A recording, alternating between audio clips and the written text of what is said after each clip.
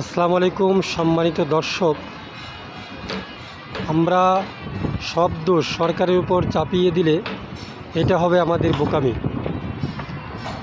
অতীতের সরকারও এই বুড়িগঙ্গা নদীকে বাঁচানোর জন্য অনেক চেষ্টা করেছেন, কিন্তু আমাদের অসাবধানতা অসচেতনতা আগে আমাদের ভুল ত্রুটি দেখতে হবে, তারপর দেখতে হবে সরকারের ভুল ত্রুটি। আমরা সব দোষ সরকারের উপর চাপিয়ে দিলাম, এটা কিছুতেই মেনে নেওয়া যায় না। আপনারা দেখেন চীন জাপান আজকে কত উন্নত, তাদের সচেতনতার কারণে তাদের দেশ আজ বিশ্বে মাথা উঁচু করে দাঁড়িয়েছে। আমরা নদী খাল ভরাট করব না, ময়লা আবর্জনা ফেলে, এটা আমাদের নিজেদের দায়িত্ব, আমাদের কর্তব্য, আমরা পালন করব।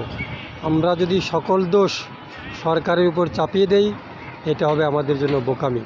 আমাদের ভিডিওটি ভালো লাগলে অবশ্যই লাইক কমেন্ট শেয়ার করে জানিয়ে দিবেন, সেই সাথে আমাদের চ্যানেলটি অবশ্যই সাবস্ক্রাইব করে নেবেন। আর আমার সার্বিক ভুল ত্রুটি ক্ষমা সুন্দর দৃষ্টিতে দেখবেন। সবাইকে অসংখ্য ধন্যবাদ। আল্লাহ হাফিজ।